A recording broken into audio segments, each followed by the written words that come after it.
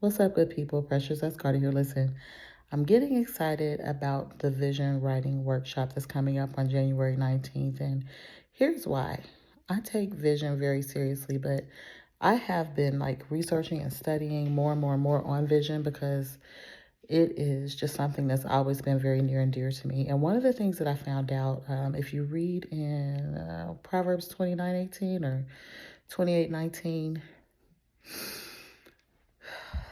it says that without vision, people perish.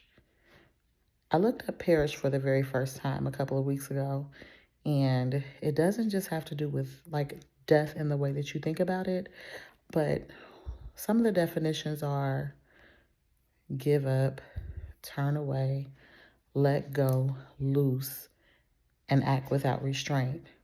And some of the antonyms of that are give birth, uh, revive, push through, and persevere. And so when you start to think about vision from the perspective that you really never looked at it before, then you understand how important it is. Basically, one of the takeaways that I have from that is that without vision, people, they don't have discipline.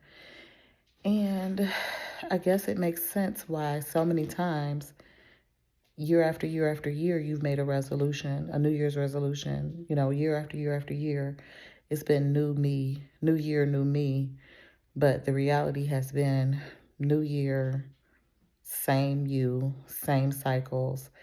And it's because you lack discipline. So this year, I'm going to dive deep when I'm working with people. I stopped doing vision boards with a group of people for about 2 years ago, because what I found is most people weren't doing them the way that I do them. The way that I do it is I have my life written out, what I want in every category of my life, whether it is my health, my hair growth, my business, my professional development, what I want my home to look like. When I wake up in the morning, what do I want to smell?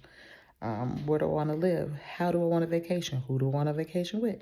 How many times do I want a vacation? How much do I want to give? Who do I want to give to?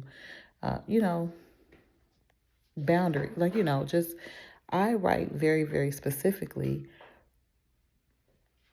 and then I'll make a vision board every year or two. And the vision board will have what I want to get accomplished in that year. But each month, when I go through and look at my vision for my life, I look at the small goals that I need to meet to get from where I am now to my dream life. And pretty much I do live the life of my dreams. Now, what I will tell you is another reason that vision is important is because if you're anything like me, you'll say, just choose a number. Like, I want to make $1 million this year. And then but you won't be specific and say how you want to make it, right? I'm going to give you a brief story about me. Back in 2020, I left corporate America to start, become a full-time entrepreneur. So 2020, I wanted my goal, what I wanted to do, what I always wanted to do was to be, have a micro business. That's just a micro multi-million-dollar business. Now, I knew exactly what I wanted to do. But instead, when I went into full-time entrepreneurship, it was easier for me to become an admin or, to start an admin business and to do admin services for people. But that wasn't in alignment with my goal. So I started doing admin services. I did really well. But I also started coaching for a mental health practice. And I love doing that, except for it was more in line with what I wanted to do, but it was not the format that I wanted to do it in. But because I'm really good at admin work and I'm really good at coaching, I was great. I made money. I didn't have any complaints. Well, fast forward, I was miserable. Not necessarily miserable, but I still had an itch because it really wasn't what I wanted to do. So that's why I'm always very, very tough on people, because if I see a place that I fail, I don't want you to fail there. So not only is it important to know your high arching goal, but it's important for you to know how it is that you want to get there so that you can align with that. Because here we are, well, not now, but it took me a couple of years to get back on track and to start building what it is that I actually wanted to build. And it wasn't like all negative, because again, if you're anything like me, you're going to be good at whatever you put your mind to, but you're not, if you're not specific on what it is that you want, you will find yourself being great at the wrong thing. And there's really nothing more frustrating than that.